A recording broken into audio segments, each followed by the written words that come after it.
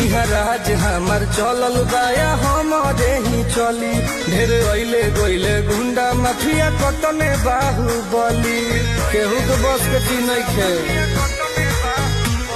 इहा राज हमार चलल बाया हमारे ही चली। ढेर अइले गइले गुंडा माफिया कटने बाहुबली, मार के गोली बंद कदम बोली हरदम लाश सुता दे।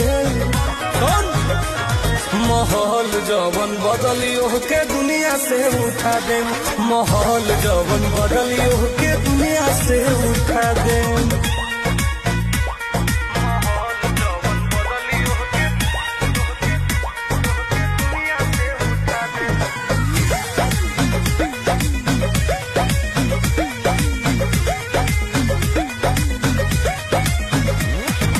पुलिस प्रशासन सरकार बा हमरे